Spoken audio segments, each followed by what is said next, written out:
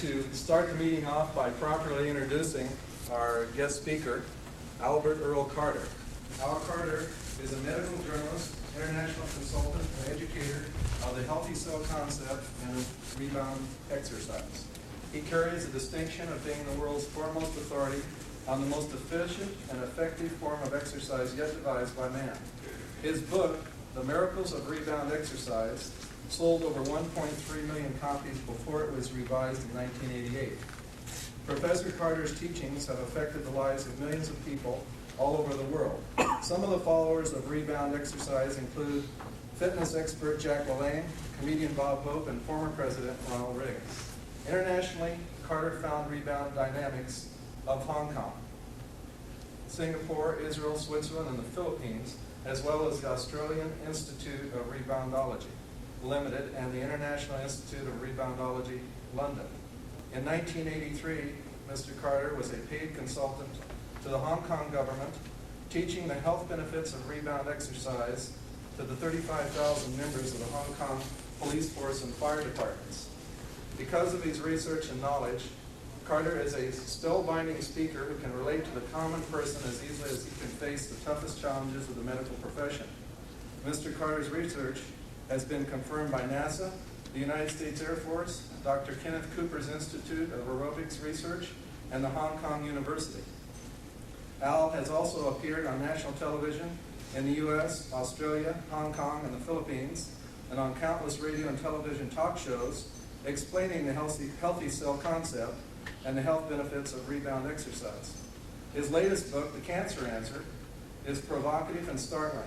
It contains a formula for health and at the same time provides a shocking expose of the massive misinformation about cancer we have been receiving from the medical establishment. And with that, I would like to bring up Al Carter. Let's all give him a hand. Thank you. Thank you very much.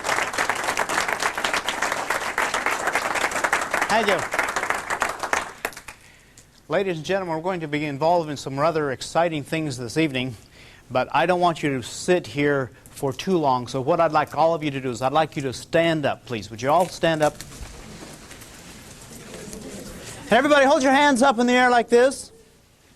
And everybody clap your hands once. Clap your hands twice. And clap your hands 3 times. Thank you very much for that standing ovation. I appreciate that. Now, in that introduction, it said that I was a spellbinding speaker that's going to keep you on the tip of your chair, so I want everybody to move forward. And today we're going to be talking about something that's very important. Something that is apropos, something is now, something that we need to understand. And that something is cancer. Now, is that going to bother anybody if we talk about cancer? All right. First of all, let's begin with some statistics. Some very simple statistics that you can pick up almost any periodical or in the newspaper or any place else like that. One of the first statistics that we hear about is 1 out of every 4 children born today will die of cancer. Now that's pretty startling, isn't it? Especially when you consider the fact that that statistic hasn't changed since 1956. And in fact, today, 60 million people, 1/4 of the population right now, is experiencing some type of cancer. But those statistics don't even fit this crowd. Right here, this group right here in this room, those statistics don't even fit this crowd. And in fact, we could solve the cancer problem right now if all we do is turn to the person sitting next to you and decide between the two of you which one of you will die of cancer. You're not willing to play that game, huh? No, some of you going like this, right? To further emphasize that what I am saying is true, I would like to see a show of hands of those of you who have already experienced cancer, either personally or with a close loved one. Let's see a show of hands, and the rest of you turn around and look at the hands in the air, and you'll find that we are talking about 50% of this group right here. So you see, what we're talking about is something that doesn't happen to John or Mary or somebody else in another city. We're talking about something that's happening to us. We are the ones who are on the front line of this cancer war. And I think we need to know the enemy. And I think that's the first thing that anybody needs to do, is to know and understand your enemy. So, as a medical journalist, it is important for me to be as accurate as possible. In order to do this, I've brought with me several books. I've brought with me the book Medical Physiology, written by Dr. Arthur C. Guyton. Dr. Arthur C. Guyton is a medical doctor. He's also a family man. He has 12 children. 10 are medical doctors, the other 2 are dentists. They all use Dad's book. The next book I'm going to be referring to would be Dr. Atkins' book, Nutrition Breakthrough. Dr. Atkins is a medical doctor, actually rather famous in New York City. In fact, if you were to be in New York City and turn on the radio, you could probably hear him talk about the medical maladies of somebody else who is called in to ask questions. But I'm going to also refer to the American Cancer Society's cancer book. I think you can see that the information that we have is authoritative. And because of that, we are going to be able to search for the cancer answer. You know, when I began to write the book, The Cancer Answer, the title of the book was going to be In Search of the Cancer Answer. Because I felt that it was going to be a search to see how far we are, or where we have to go in order to find the answer. By the time I had finished my research, we had shortened the title of the book to The Cancer Answer. And I don't mind telling you, on the front of the book, there are several statements. We're not being told the truth about cancer. Well, if we're not being told the truth, what is the truth? Cancer is not a disease, it's a naturally occurring condition of the body. We haven't been told that. The answer to cancer has been staring the medical science in the face for at least a decade. And I will attempt to present a good case for their knowledge for this information. I'm sure the scientists know because I know. It is simply a matter of putting all the pieces together. My healthy cell concept does just that. So we are going to be talking about the healthy cell concept. In order to begin this then, the first thing we really need to do is find a definition of cancer. What does the cancer industry want us to believe cancer to be? To do that, let's go to the American Cancer Society's cancer book. You can pick up this book at B. Dalton Books or virtually any other bookstore. And this is written by oncologists to laymen. So this is what the oncologist would like you to believe cancer to be. And I'll read to you. Although most of us think of cancer as a single disease, it is actually a family of more than 100 different types. Now, can you help me? What does that tell you about cancer? There's a lot of complicated. A lot of them? Complicated? Insidious. Insidious? Scary? Confusing? You see, this is what we're supposed to believe cancer to be. It also calls it a disease. And in fact, it doesn't call it one disease. How many does it talk about? 100 different types of diseases. A whole family of diseases. All right, this is what we are led to believe, and this is what we've been told for the last 50 years, what cancer is. And in order for us to fight the cancer, we need money. Isn't that right? Please donate. This is what we are supposed to do. All right, I'm going to go to Medical Physiology. This is the book that is accepted by all medical doctors, chiropractors, nurses, veterinarians, and so on. And I'm going to turn to page 38. And first of all, this page consists of over 1,000, or this book consists of over 1,000 pages. And we are going to be talking about, can you tell me what this big red word is right Cancer. here? Cancer. We are going to be talking about cancer. All right? And if this is over 1,000 pages, and we have already found that cancer is a whole family of diseases, over 100 different types, how many pages in this book should be dedicated to the study of cancer? 500. 100? 500. 500. Okay. Okay, half the book. Well, cancer is very serious, don't you think? 500, though, you need to study more things than just cancer when you're talking about human physiology. Could you tell me how many pages are dedicated to the study of cancer? Just one? Just one.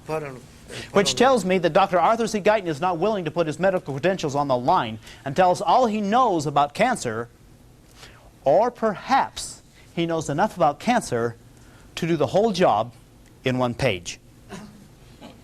Well, let's find out.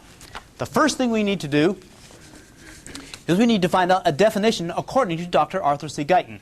And that would be the very first paragraph of this particular subject. The very first sentence of the first paragraph reads, "Cancer is caused in all instances by a mutation of cellular genes." Now, what does that tell us about cancer? It's a what? Condition. It's a mutation of cellular genes. You see, I can understand that. That's easy for me to understand. Cancer is caused in all instances by a mutation of cellular genes. Well, then, how many of us have cells that are mutating? Well, we all do, don't we? We all do. And in fact, Dr. Arthur C. Guyton says this, "Yet despite all these precautions, probably one newly formed cell for every few million still has significant mutant characteristics." That means that every one of us have cells that are mutating.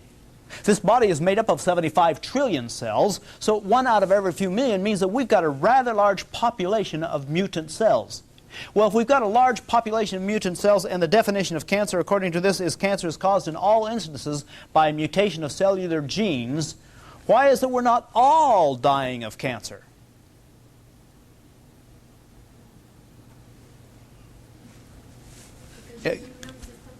What's that? Because we have an immune system. And in fact, Dr. Guyton agrees with you.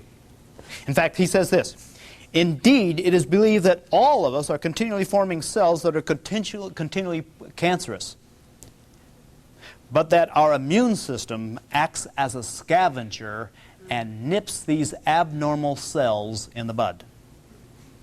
Now, why are we not all dying of cancer? We've got an immune system. And what's its job? Very scientific. To nip the abnormal cells in the bud. Very scientific, all right? All right. So, we find then that we all have cells that are mutating. If cancer is simply caused by cells that are mutating, the reason we are not all dying of cancer right now is because we have an immune system. In other words, it's perfectly normal and natural to have an immune system. It's perfectly normal and natural to have a population of mutant cells. And it's perfectly normal and natural that the immune system has a simple job. And that job is to find the mutant cells and nip these abnormal cells in the bud. Now, that's easy to understand, isn't it? Now we've got a very confusing thing. How is it that you have one book that says cancer is a disease, and the other book doesn't even mention the word disease? One book says the cancer is caused, or cancer is a whole bunch of diseases, over 100 different types of diseases, and the other one says that it is a single condition. Can both books be right? Well, as a medical journalist, I have to answer that question. Can both books be right? They can. The reason they can is the way the medical profession identifies conditions or diseases. Let me see if I can show you how it happens. If I had a mutating cell and it was discovered in the bone, it would be called bone cancer. If it was found in the breast, it would be called breast cancer. If it was found in the colon, it would be called, and found in the liver, it would be called, and it's found in the bloodstream, it's called leukemia. It's found in the lymphatic system, it's called, okay, lymphoma. All right? So you see, we've already talked about 5 or 6 different diseases or cancers. In other words, cancers are not named by what they are. They are named by what they are perceived to be by the person on the outside looking in. Cancers are identified by the skin tissue from which it is made, how fast it is growing, what it looks like, where it is found, and the athlete that happened to have it at the time it was discovered, or the doctor who decided to name that particular one after him. You see? And that is the way our cancers are named and classified. In other words, since we're made up of 75 trillion cells, and of the 75 trillion cells, we have over 200 different types of cells in this body. I could easily conceive of the idea, and I could accept the idea, that a person could say, well, we have over 200 different types of cells, or 200 different types of cancer, because we have over 200 different types of cells. Because the first thing a cancer cell will do is take on the characteristics of the cell from which it mutates. And then it takes on the characteristics of the mutation itself. So you see, both books are right if you understand how the medical profession classifies diseases. However, I'm not willing to accept the idea that cancer is a disease. Not like mumps, measles, polio, or whooping cough, where it is something that's contagious. You can't catch cancer from anybody else. It's not contagious. It is not a bacteria or a virus that whose purpose it is to live inside the body and eat the nutrients that it finds, or to destroy the body. You see, cancer is simply cells that were not constructed properly, making a problem with the oncogenes, or the genes inside the cells, and that they are simply loosely formed with no organized method of attack. Yet we hear the word attack when we hear about cancer, don't we? The cancer attacked something. It attacked the liver. It attacked the bones. We hear this almost as if cancer is supposed to be an instrument of death, a thing of danger, of destruction, when in fact it's simply a bunch of confused cells that simply have not the capability of functioning, and they're just simply waiting around to be destroyed by the immune system. Now we understand what cancer is, except that I'm not willing to accept the word disease. Let's name it as it really should be named. Except we've got a problem. The problem is that if we're going to reclassify cancer, we've got to find somebody of authority who will reclassify cancer. Can we go to the medical profession and ask them to reclassify cancer? Why not? Good luck. Why not? They've already classified it, and they're satisfied with status quo, right? As long as they have us believing that cancer is a disease, then in order for us to get rid of cancer, we have to go to that authority that has the capability of getting rid of diseases. That's the medical profession. So we can't get the medical profession to reclassify cancer. I know. Let's get a medical journalist. All right, I'll volunteer. I've stuck my neck out before, so I'll stick my neck out again, and I will reclassify cancer for you. But understand that if we reclassify cancer, it's got to fit in every situation. Ladies and gentlemen, let me suggest to you that cancer is not a disease, but it is a symptom of an inefficient immune system. You like that classification? Okay, now let's see if it works, okay? Let's see if it works. The first thing let's do is let's go back to the American Cancer Society's cancer book, and let's find out what they have to say on this subject. Listen carefully now. Only when the immune system is incapable of destroying these malignant cells will cancer develop. When is the only time you'll ever get cancer? When the immune system is down. Isn't that interesting? See, you've never thought of cancer as being that way because we haven't even been told the immune system had anything to do with cancer in the first place. This theory has been bolstered by what happens when the immune system breaks down, as it does with patients with AIDS. Several rare types of cancers, such as Kaposi's sarcoma, Bruett's lymphoma, chronic myeloid leukemia, are common among AIDS victims. So you see, at the beginning at least, it fits. Even the American Cancer Society indicates that the only time you'll ever have to worry about getting cancer is when the immune system is not doing its job. Well,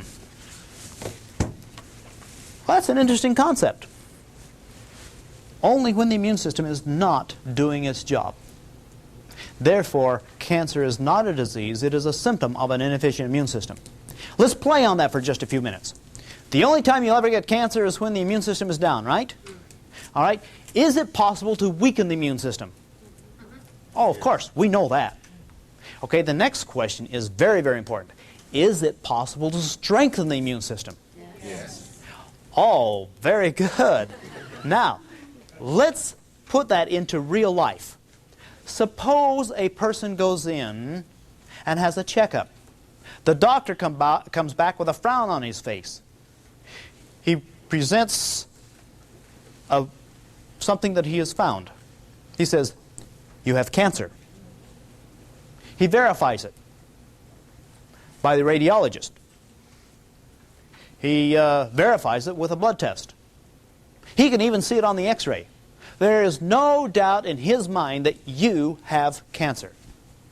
But the reason you have cancer is because your immune system is 10% less efficient than what it should be. This information scares you so much that you alter your lifestyle. You alter your lifestyle so that you actually become the immune system becomes 15% more efficient than what it was. What would happen to the cancer? Increase. Disappear. Because if your immune system becomes 15% more efficient than what it was, what would happen to the cancer? It disappear. And what would kill it? The immune system. Why? Because that's its job. And it knows its job. You see, we're talking about a part of the body that very few people understand. But every one of us need to understand it. In fact, I would like to share with you some of the lack of understanding we have and show you what has happened in the last few years.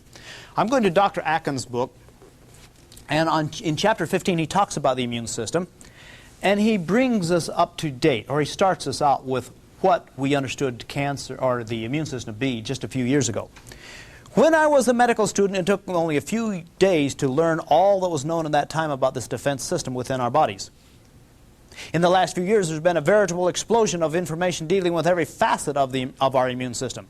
The issue I raise concerns the possibility that exercise and nutrition can enhance its effectiveness. As was true with early nutrition studies, the emphasis to date has been on deficiencies. But what is now needed is to explore the nutrition and exercise augmentation of the immune system in the normal person. That is, the person that has no deficiencies. We are now at that dramatic point where this information is being gathered. When it is fully developed, it will constitute one of the greatest breakthroughs in exercise, nutrition, and medicine. Well, the question we have to ask now is, when are we going to have that breakthrough? Because that's what Dr. Atkins is looking forward to. He's looking for a breakthrough, and it'll be one of the greatest breakthroughs in exercise, nutrition, and medicine. Dr. Atkins talks about cancer now in chapter 17. And it's very logical. Keep in mind, Dr. Atkins is a medical doctor, and this is what he says. The matchup of what we know about our immunity with what we know about cancer holds hope of providing answers we have all been seeking. The question raised is a tantalizing one. If the body's immune system helps to control cancer, then is it not logical that the true breakthrough against cancer may be found in strengthening our immunity factors? Well, gee, we're talking about a very logical way to overcome cancer. All we have to do is to strengthen our immune system. We know that if the immune system is down, we're subject to cancer. So all we have to do is improve the immune system. Well, there's several things we need to do. The first thing we need to do is understand what in the world the immune system is. Well, We can go to several sources because we have a number of sources, such as Time magazine. Oh, yeah. Time magazine talks about the battle inside your body, and it talks about the immune system or the white blood cells. And it's a terrific article, but I doubt that too many people saw it. Or we can go to U.S. News, front page, the body at war. And it also talks about the amazing immune system. You see, we're getting more and more information about this immune system that is actually becoming available to us from various sources. But I'm going to try to present to you the immune system in a thumbnail sketch. All right? First of all, understand that the immune system is extremely intelligent. In fact, one of the oncologists in the Time magazine makes a statement about how intelligent the immune system is. The immune system is compared favorably with the most complex organ of them all, the brain. The immune system has the phenomenal ability for dealing with information, for learning and memory, and creating and storing and using information. So we find this immune system is actually very intelligent. And to help you understand how intelligent it is, I need to become very, very personal with somebody here. Can I become personal with you? Okay. Okay. We've got a lot of people around here, so I'm going to ask you some very important questions. The first question, how did you begin your life? 9 months before you were born. As a cell. As a cell, all right. And immediately as a cell, as you begin your life, you had within the cell the DNA, the deoxyribonucleic acid, the blueprint of your body. And already established in that single cell, right after the egg and the sperm got together, already established was the color of your hair, the color of your eyes, how tall you're going to be, how big the femur was going to be, the largest bone in your body, and how big the smallest bone, the stirrup in the inner ear, was going to be. Already how to handle protein and what to do with carbohydrates and how to digest food. Already how to laugh, sneeze, cry, and a lot of other things we simply take for granted.